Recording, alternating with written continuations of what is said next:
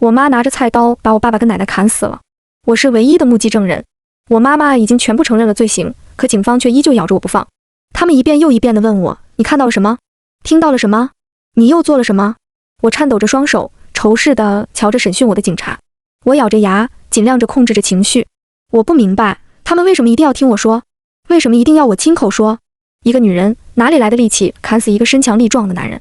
而且还是一砍二。那人长得就是一副铁面无私的样子，每说一句话都好似自带寒气，令人浑身发冷。你妈妈认罪的那么爽快，把案发过程说的那么天衣无缝，可是她忽略了一个细节。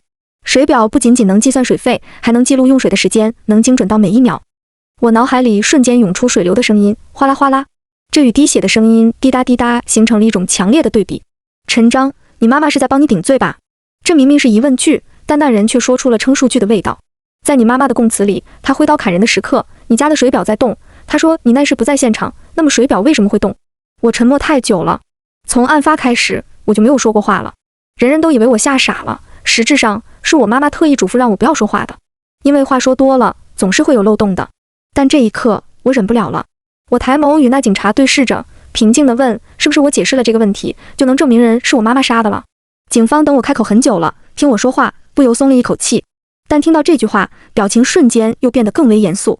我告诉他们说，我爸妈感情很不好，从我记事起，他们就经常吵架打架，闹得很严重时就会喊打喊杀。可能这次实在闹得太过分了吧，我妈一气之下就去厨房拿起菜刀把我爸爸给砍了。我奶奶肯定是想要去救她儿子的，可能我妈看红了眼，就把她一起砍死了吧。我相信我妈也是这么跟警方说的。审讯的人与做笔录的人相视了一眼后，疑惑地问：可能？你没看到事情的经过吗？我摇头说，我马上就要读大学了，考得还行，但离家太远了，我爸爸不想供，所以我在外面当家教挣学费。那个学生那天全家出去游玩了，但没有告诉我，我过去扑了空，所以我才会提前回来。谁知道一推开门，我妈正在砍他们。我爸爸浑身都是血，躺在地上已经没有反击的能力了。我奶奶身上也被砍了好几刀，但她仍旧想着扑过去给我爸爸挡刀。我妈气不过，一脚把她给踹开了，她身上的血溅了我一脸。说到此处，我不由连连叹息，不知是什么情绪地说，我奶奶对我很好，小时候我家里很穷，但她还是让我活得像个小皇帝，多年来含辛茹苦地照顾我，抚养我。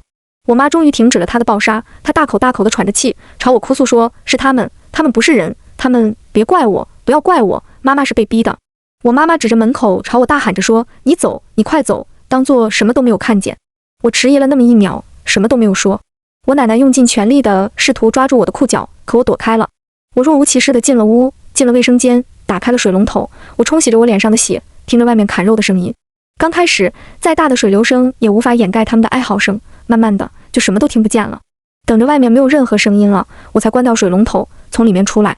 爸爸死了，奶奶死了，妈妈扔了菜刀，无力地瘫坐在地上，好多血，放眼看去到处都是血。这时候楼下传来了脚步声，我妈妈立刻精神一振，朝我命令道，报警，快点报警，要是让其他人先报了警，会连累你的。然后我就报警了。我抬头瞧着他们，很明显他们不信。你亲眼瞧着你妈妈砍伤了你爸爸跟你奶奶，可你不但没有阻止，你还若无其事地去卫生间洗你脸上的血迹。我确认地点了点头，问我这算什么罪呢？见死不救罪。我好奇地问，假设我说我当时被吓懵了，完全不知道该怎么办，我神使鬼差地去卫生间洗脸，警方会不会不追究我的不作为罪？我很无奈地叹气着，其实我很为难，被杀的是我的爸爸跟奶奶，杀人的是我的妈妈，手心手背都是肉，我说什么或者不说什么，都相当于有人拿着锯子去割着我的血肉。我很不理解地问，你们为什么一定要听我说？我只是一个刚刚参加完高考的孩子而已，你们不担心我亲眼目睹这样的事，产生什么心理问题吗？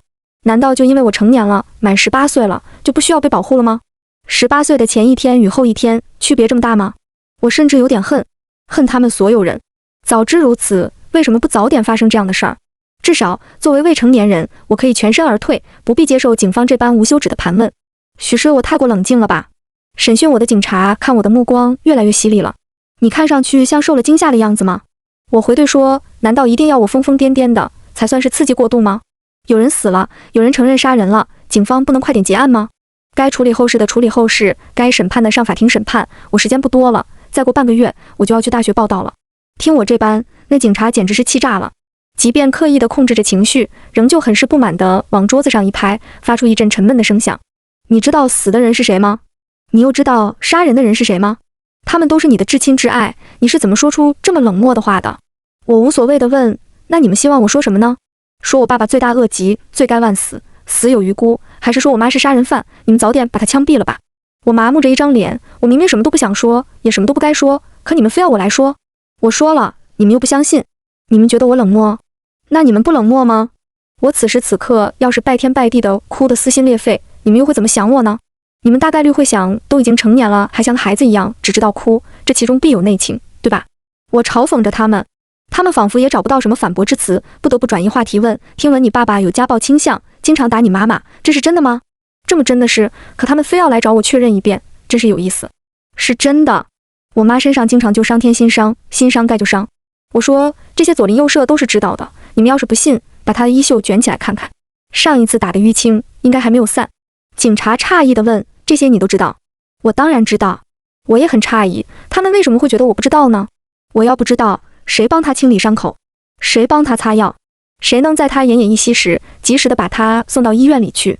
听到这话，几个警察真是浑身不自在，想说什么，又好似说不出口。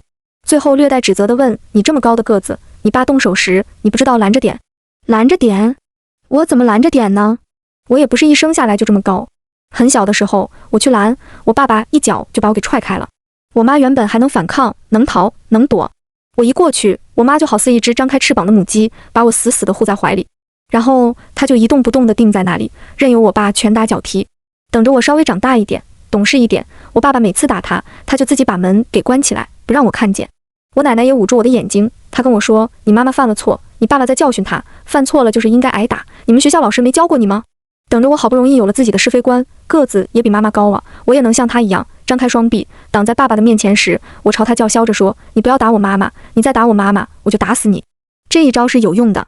然后我就没看见我爸爸再打过我妈妈了，我只能看见他身上的伤痕，看到他泪流不止的模样。我拿着棍子追到他打牌的地方，我二话不说的拿着棍子捶他，我一点也不怕他痛，好几个成年人来拽我都拽不开，我把他打得头破血流。我想他以后肯定不敢了。可你们猜结果怎么样？我妈跪在房门口求了他3天3夜，他才施舍般的把户口本扔给我，不然我高中都读不了了。我报过警的，可警察来了又能怎么样呢？他可厉害着了，他警察也不怕，他扯着嗓子喊，老子打自己老婆，你们也管？老子钻他被窝，你们管不管？警察不想跟他这个泼皮无赖多说，问我妈妈说，你去不去验伤？我妈妈不懂。警察说，只要伤情报告鉴定为轻伤，就能让他坐牢。我奶奶吓得直摆手说，什么坐牢不坐牢？我就没见过打老婆坐牢的。他要是去坐牢了，我这个老娘谁来养？他指着出警的警察问，你管我还是你管我？你们要把我儿子抓进去了，我就去你们家吃喝拉撒。哪个女人被自己男人打几下就要让他去坐牢的？我奶奶指着妈破口大骂，你可真是灾星祸害，你把自己男人整到监狱里去，对你有什么好处？方便你偷人是不是？看热闹的人越来越多，但有用的一个都没有。最后警察会说，不去医院验伤是吧？那我们就管不着了，你们自己家里的事自己解决，不要总是浪费警力。然后呢，关起门来，我爸又把我妈捶了一顿。这回他们都学聪明了，爸爸不打妈妈的脸，妈妈也忍耐着不出声。看着我满脸仇视的样子，爸爸会朝我笑，那种很诡异的笑。他一把把我妈拽到我的面前，他朝他命令道，你看你儿子的眼睛，这就是你生出来的好儿子，你教出来的好儿子，他今天敢这么看着我，改日就敢这么看着你。他会拍着我的脸说，儿子，你现在还小，你还不懂，女人都是贱骨头，不打他，他就不听话。他还得意洋洋地说，打是亲，骂是爱，不打不骂不相爱。他让我妈给我讲道理，我妈妈苦口婆心地跟我说，小张，你爸只是脾气不太好，妈妈顺着一点就好了，你好好读书，别管这些事。后来我就去学校住宿了，即便他什么都瞒着我，可我知道他又挨打了。我对妈妈说，你离婚吧，我跟你。妈妈摇摇头说，忍一忍，好好读书，等你考上大学就好了。那些痛苦的往事就好似我脑袋里的钉子，不想则已，一想起来真是令人痛不欲生。我低声说，习惯了，我早早就习惯了。我一声连着一声地叹着气，我没有什么盼头，我只能埋头读书，我要考大学，只有考上了大学，我才能带着我妈远走高飞，远离烂人。我无意识地抬手抹了一把脸，手上湿哒哒的，我这才知道我流泪了。所以我妈妈砍死我爸爸，我一点都不惊讶，我相信她一定是在脑海里砍了千千万万遍，才能在拿着刀的时刻毫不迟疑。你们问我为什么这么冷漠？因为如果我不冷漠的话，只要我爸爸找到还手的机会，没命的就会是我妈。警察思忖了一会儿，问：“你妈妈已经忍了这么久，怎么眼瞅着你要去读大学了，她就突然忍不住了？假设她一直在等你考大学，再离婚，那应该在你考上大学的那一刻，她就会跟你爸爸提离婚。她为什么没有提呢？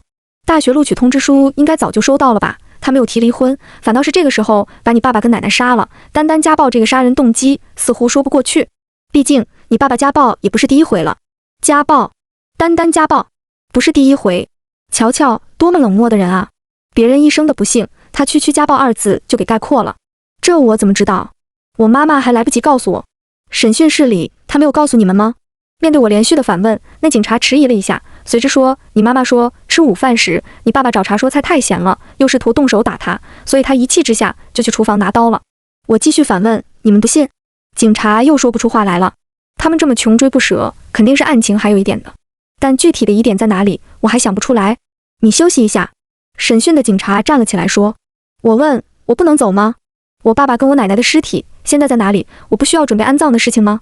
他们的尸体还在法医那边，具体什么时候可以领走，还要看案情的走向。”我又问：“那我妈呢？她还要接受审讯。那我呢？你等等，我们等一下还有一些事情要问你。总之就是不让走。”过了大概2个小时，他们继续来盘问我说：“我们刚刚见了一些你们家的邻居，他们都能证明你爸爸经常家暴你妈妈，但他们也说是因为你妈妈出轨了，所以你爸爸才会这样。”听到这一句，我的拳头忍不住地收紧了。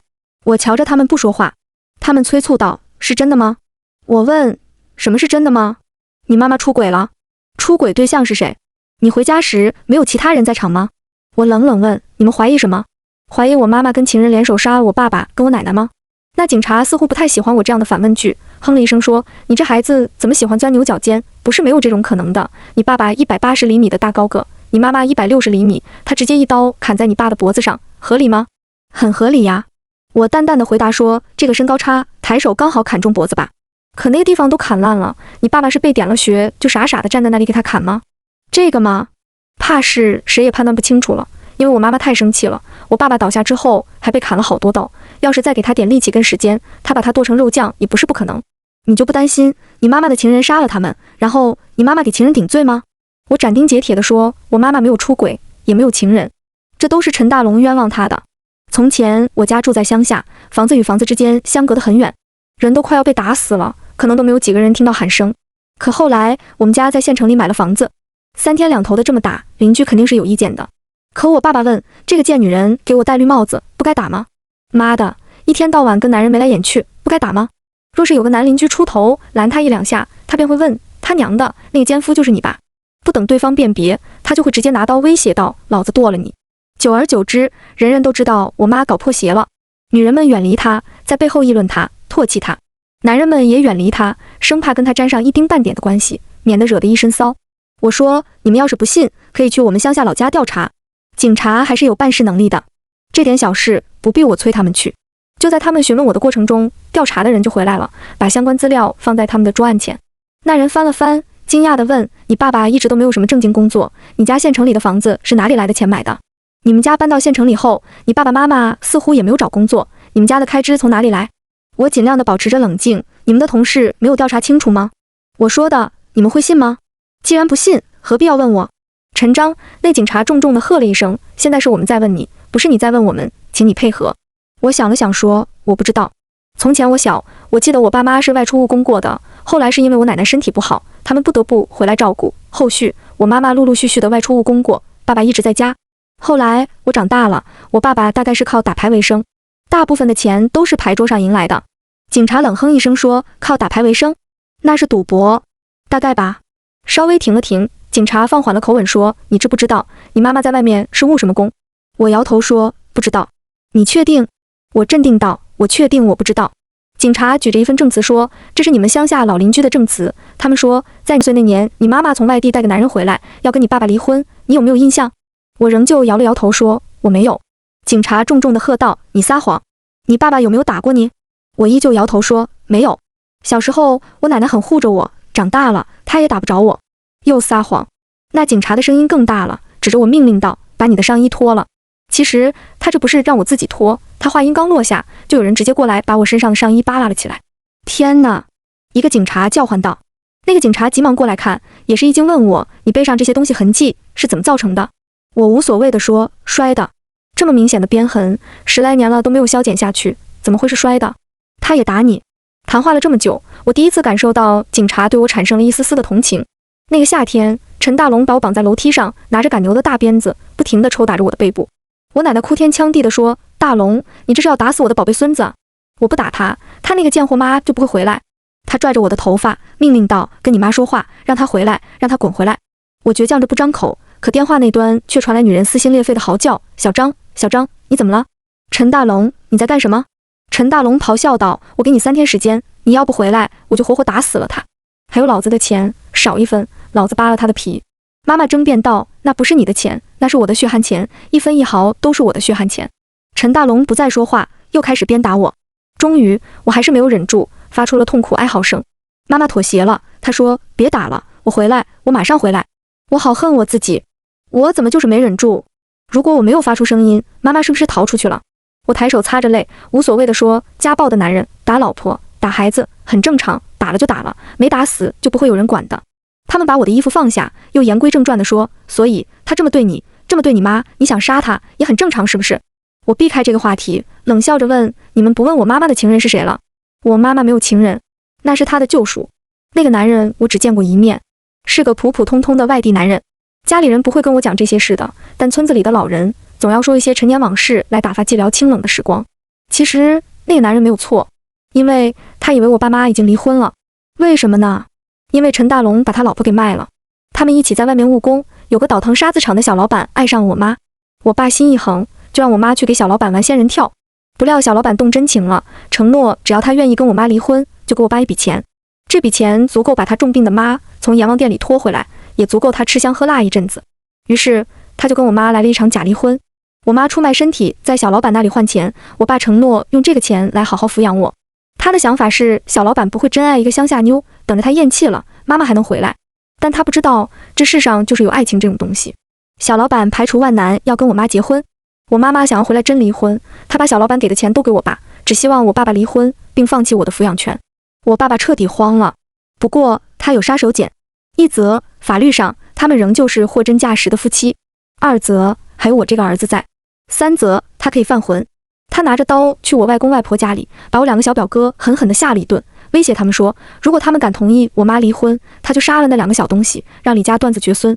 从此我外公外公以及舅舅们彻底跟我妈断绝关系，不准我妈妈再登门了。后来小老板见我妈妈医治不回去，就找过来了。他真的很疼爱我妈妈，他不介意她的欺骗，甚至不计较她有个儿子。他帮着找律师打官司。然而他不知道有些人猪狗不如，连亲儿子也不过是达到目的的筹码。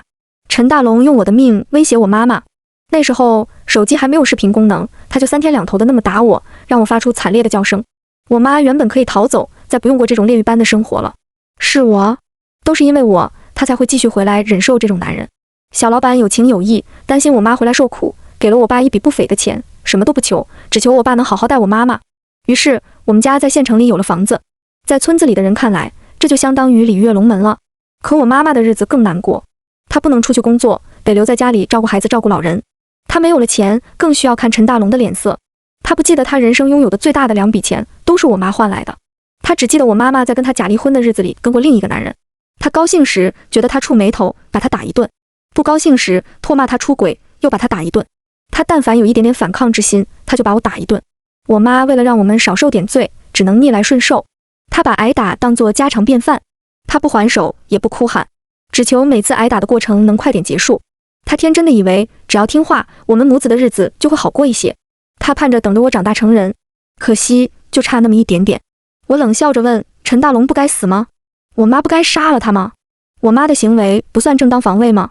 哪怕不算正当防卫，那最多也就是个防卫过当吧。我妈妈让我报的警，事发她也没有逃走，这属于自首，不是吗？你们这么穷追不舍，是非要给她判死刑才算完吗？这些话我几乎是咬着牙说出来的。警察沉声问：如果仅仅是这样，当然算正当防卫，即便是防卫过当也不会重判，可你奶奶呢？你奶奶那么大的年纪了，在你妈妈手中拿着刀的情况下，她没有任何的威胁，她为什么还要砍你奶奶？你奶奶的脑袋都被……警察不忍心说出口。是，奶奶的脑袋砍得只剩下最后一张皮了。不过有个好消息，警察已经相信人是我妈妈杀的了。我告诉警察，其实我妈妈也特别怨恨我奶奶。我妈妈刚到陈家做媳妇时，就被她立了好些规矩。秋冬季节，我奶奶喜欢前一天晚上用冷水把脏衣服泡着，然后让我妈妈第二天早上去洗。那水本来就冷，一个晚上后表面都结冰了，那手一伸进去，手指头立马就冻红了。我妈生完孩子第二天就被要求下床做饭了。我奶奶说，女人不能娇气，哪个女人不生孩子的？小时候，村子里的老人经常讲，说我奶奶很厉害，把媳妇治得服服帖帖的。我奶奶很聪明，我一落地，她就知道我是一个筹码，一个人质，一条可以让我妈当牛做马的链锁。我每喊一声妈妈，她就会在后面加一个坏；我喊一声奶奶，她就会在喜滋滋的接一个好。我长得白白胖胖的，她就会问奶奶把你照顾得好吧。我但凡有点头痛肚痛的，她就会责备妈妈，你是怎么带的孩子？等着我长大了，奶奶似乎通情达理一点了。她经常会在我妈妈挨打后劝她说，哪个女人不是这么过来的？熬着吧，熬到你儿子长大了，你成了婆，一切都好了。你的命比我的好多了。我坐月子时说想吃鸡蛋，大龙他爸直接把生鸡蛋摔在墙上，让我去舔。我这个婆婆还劳心劳力的给你带孩子呢，我的那个婆婆呀，让我背着孩子到田地里插秧。男人是树，女人是藤，你得依靠着你的树活着，你的树要是死了坏了的，你能好？你瞧瞧我，大龙爸死了，我给了他守寡，谁见了不夸上几句？哪像你跟了别的男人还能活着？你娘家人都不跟你来往了，我们家还要你，你男人白白让人嘲笑活王八，他打你几下怎么了？我奶奶还经常对我说，你妈呀，也就是落在我们这种开明的家里，不然早被进猪笼了。你是陈家的子孙，陈家的未来都靠你，你劝你妈妈不要惹是生非，她也不知为自己的儿子想一想。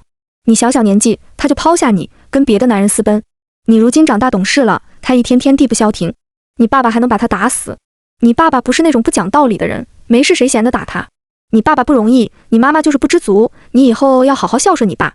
我对警察说，我妈妈心里肯定也特别怨恨我奶奶，所以既然她要去挡刀，砍了就砍了呗。说到此处，我不由笑了笑问，不管怎么说，有自首情节，总不能判死刑吧？还有，我这个唯一的家属肯定会签谅解书的。警察震惊，他们想不明白，我怎么能说出这种话？你奶奶还有2个女儿呢？我无所谓地说，没事，我是我爸爸的儿子，他的某些作风我也遗传到了，我会拿着刀去他们家里威胁，谁敢不签谅解书，我就砍死谁。我妈要是死了，谁也不要活了。我威胁的那么平淡，几个警察一时间都没有反应过来。然而就在这时，有人进来说，杨队，李香兰自杀了。李香兰是我妈的名字。他们说她经受不住警方一次又一次的盘问，咬舌自尽了。可惜她没有成功，舌头咬破了，她满嘴都是血，但没死成。不但没有死，连说话都没有太大的影响。等着她出了院，她还是需要接受审讯。我不理解地问，案情到底哪里还有一点？非要她死了，你们才不问了吗？警方焦头烂额，他们也很害怕，如果我妈自杀成功，他们也是有责任的。到时候案子没有破，还多了一条人命，他们更难处理。很快，我离开了警察局。再过几天，我也接到通知，让我去领回爸爸跟奶奶的尸体。当然，已经不是完整的尸体了。奶奶的脑袋被砍掉的只剩下一层皮，爸爸从脖子到腹部基本都是烂的。不过我一点也不害怕，只要把他们的尸体往火葬场一送，烧成了灰，往下水道里一撒，所有的一切就都能结束了。跟着我来的杨队惋惜地说，我很同情你妈妈跟你的遭遇，但杀人就是杀人，考虑到你家的实际情况，我们局里会承担你爸爸跟你奶奶的火化费用。但这个案子开庭还需要很长时间，你可以先去大学报到，保持手机畅通，到时候可能需要你出庭作证。我点点头说，知道了。他又问，你大学的学费凑齐了吗？按你的情况应该可以申请学贷。等你妈妈宣判了，你们家的房子应该是你继承，但毕竟是凶杀现场，卖或者出租都不太容易，所以我们局里组织了募捐，凑了点钱给你当生活费。他话音刚落下，我就拒绝了说，我的生活费我自己会想办法的。我现在最想做的事是销户。我重重地说，我想要一个只有我跟我妈妈的户口本。杨队嗯了一声说，这个具体怎么办？我等下给你写个字条，你照着程序去办吧。我道谢说，谢谢。然而就在这一刻，有个女警过来，激动地说，杨队，案情有反转，我们查到陈家的电路有问题，这不是激情杀人，是预谋杀人。女警将目光落在我的身上，她拿出一张超市小票递给杨队说，这是案发3天前陈章在他家教地点附近买的一瓶酒，价值600块，远远超过了他家的正常消费水平，但案发现场没有找到这瓶酒。送过去化验的结果刚刚也出来了，陈老太太生前确实有触电迹象，后续尸体被刀伤掩盖，脖子处都被砍坏了。我们先入为主，认定死亡原因就是外伤，忽略了肉眼看不到的伤。杨队与其他警察都是大吃一惊，齐刷刷的无数目光都落在我的身上。女警继续说，因为这瓶酒，我们在案发现场发现了电路问题，然后才会想到检查尸体是否有触电情况的。他推测道，我怀疑有人用这瓶酒当作诱饵，想要死者触电而亡。凶手应该是想要用水电倒，但案发现场到处都是血，水被掩盖了。而李香兰砍人的时候，水龙头开着的水大概就是为了处理那瓶酒的。无论是弄坏电路，还是用酒当诱饵，用水导电等，这都不是李香兰这个农村妇女想得到的。女警犀利的目光最终也落在我的身上，能做到这一切的只有陈章。李香兰是在替儿子顶罪。酒瓶怎么处理的？杨队不想相信，但又不得不信。他把小票兑在我的面前，我冷冷地问：一个小票就能证明是我买的酒吗？我付的可是现金。那个超市我也打量过，没有监控。超市里没有监控，但是超市对面就是银行，银行外面的监控拍到了他的脸。不等我发问，女警就直接解答了我的疑惑。还有，案发当天陈章家教的那个学生全家出去游玩了，陈章扑了个空。如果陈章到了学生家里才知道这个件事，那么他确实没有作案时间，但假设他事先就知道学生那天要出去游玩呢？甚至那天学生全家的游玩也是他设计的呢？目的就是给自己制造不在场的证明。那只是个8岁的小学生，何况案情跟他们也毫无关系，警方不会特意去怀疑孩子在其中撒了谎，家长也不会让自己的孩子陷入这样的事情。而且即便我们查到了这一步，小孩子的话也无法当作证据。女警说她想的这么周全，根本就不可能是激情杀人，是有预谋有计划的杀人。想得多周全呢？还不是被发现了破绽。银行距离超市隔了那么宽的一条马路，竟然还能拍到脸。即便此刻的一切都是女警的推测，并不能成为证据，但杨队依旧朝我说，尸体你暂时不能领走，现在跟我们回警局接受调查。我转了转脖子，疏通着压抑了许久的情绪。调查了那么久，就是为了证明人是我杀的，不是我妈妈杀的。我不解地问，这是为什么呢？有人认罪不就可以了？为什么非要继续往下查？我好奇地问，你们警察这么有空吗？陈章，杨队大喝一声，你到底知不知道这是什么案？这是重大刑事案，2条人命，乱刀砍死，情节恶劣，影响甚大。家暴，情节不恶劣，不是人命，影响不甚大。终于，我暴躁了。不仅仅如此，在他们还完全没有反应过来的情况下，我抢了女警身上的配枪。我本想拿它当人质，但女警毕竟是受过专业训练的，我没有这样的机会，我只能拿着枪对着自己的脑袋。我愤怒地问，为什么你们非要往下查？我妈被家暴的时候，你们怎么不这么认真负责？我妈被冤枉出轨的时候，你们怎么不这么去追求真相？我妈3番几次被打得要死的时候，怎么没有人这么去为她讨回公道？是因为她没有被打死吗？杨队慌了，连忙安抚我说，陈章，你冷静点。我一直都很冷静，是你们非要我不冷静。我咆哮着，我也不想再伪装了，我承认了。我大喊着说，没有错，人就是我杀的，不是激情杀人，是有预谋的杀人，是天衣无缝的预谋杀人。如果不是那个老太婆闲着没事要去帮她拿酒，这就一个因意外触电身亡的完美案件。说到这里，我已经哭得不能自已了。可是一个母亲怎么能这么爱她的儿子？拿瓶酒而已，年过半百的年纪，还要担心他年富力强的儿子受累。那电压足够让他死，可老太婆的手受过伤，偏偏戴了手套，她只是感觉到了触电，没有被电死，然后他儿子就知道是怎么回事了。我不弄死他，等着他弄死我吗？你们不是好奇为什么要把他的腹部砍个稀巴烂吗？因为那个地方被我踹了2脚。我妈为了给我顶罪，不得不毁掉这个证据。我真的不理解，我一遍又一遍地问他们，你们为什么要查得这么仔细？我妈当时就要自杀，这样我就能被摘得干干净净了。可我不想没有妈，我们没有别的盼头，她去坐牢，我去读书，我们只希望放假的时候还能隔着玻璃窗见一见，为什么就连这么一点点奢望都不愿意施舍给我们？他们的命是命，我们的命不是命吗？陈大龙的命那么金贵，李香兰的命就这么卑贱吗？家暴的男人是你们是保护的公民，被家暴的女人不是吗？我问他们，离婚为什么那么难？感情破裂，离不了婚，被家暴也离了婚，都到了民政局，还要被他众目睽睽之下打。那个时候警察在哪里？鼻青脸肿的去医院验伤，结果伤情报告上连个轻伤都算不上。找到警察局，你们说这事儿该妇联来管，他们怎么管？他们只会劝床头打架床尾和，少年夫妻老来伴，多为了孩子想一想。为孩子想什么？这样的家庭，他们渴望给孩子带来什么？我跟我妈妈没有别的盼头，我们就想着等我考上大学，我们一起离开那个家，走得远远的，再也不回来。可就这样，他也不愿意，他试图篡改我的志愿，不准我去那么远的城市。他说我妈妈去哪里，他就跟到哪里去。我妈没办法才说不跟我走的。可他又说什么？他说我大学毕业后赶不回来，他就把我妈妈当沙包打，一天按着3顿打，如果吃夜宵就多打1顿，只要打不死就不会有人管。我就是要杀了他，只有他死了，我妈才能自由。可是我错了，他妈妈脚腕上的锁链从来都不是我爸爸，而是我。我才是让他没有办法自由的那把锁。所以，即便我爸死了，他还是逃不掉，他还要去替他儿子顶罪。我太激动了，也太亢奋了。我终于把我心里的话全部都说出来了。我只恨我自己，我怎么才想到杀了他，一了百了？假设我第一次用棍子打他的时候就把他打死，警察就不会这么一而再再而三地盘问我了。假设在我年纪还小的时候，我就在他的饭碗里下老鼠药，我妈就不会受这么多的苦了。正说着，远处传来妈妈的声音，她喊道：“儿子，不要！小张，不要！我的儿子，你不要！”警察大概是试着让他来劝我冷静，可是他比我更不冷静。儿子，你是我的命啊，你不要这样。没关系，律师说不会判死刑的，妈妈跟你一起坐牢，总会有出来的那一刻。我只要你活着，活着就好了。不管你是大学生还是罪犯，在妈妈的心里，你永远都是妈妈的好儿子。他哭着喊着地要过来，可是2个警察把他给拽住了。他呼天唤地地喊着说：“天还没有塌，妈妈还活着。”杨队也劝道：“陈章，不要冲动，律法无情，人有情，法院会酌情审判的。只要人活着，就会有希望，法律会给每一个人改过自新的机会。也许吧，可我没有过，我为什么要改过自新？”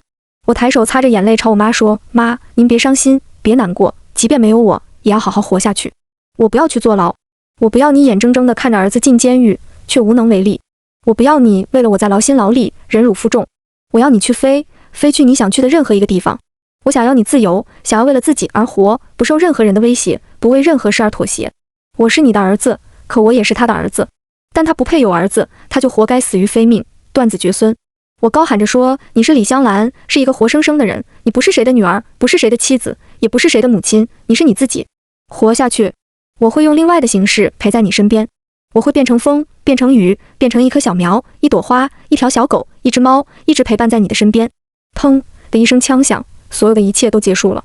倒在地上的那一刻，我的灵魂终于释放了。我仿佛看到妈妈在笑，她是那样甜美而幸福地笑着，朝我说：“宝宝，欢迎你来到这个世界，我是你的妈妈。我是你最亲的人，我会用尽我的一切保护你。”哇的一下，我哭出了声。如果有人能听懂我的哭声，我说的是不要。女人，你要先是你自己，然后才是一个孩子的母亲。我是李香兰。今天的风很柔，今天的雨很美，小苗小花长势喜人，小猫小狗很乖巧。我很自由，所以我的孩子也很自由。我很快乐，所以我的孩子也很快乐。我在笑，他也在笑。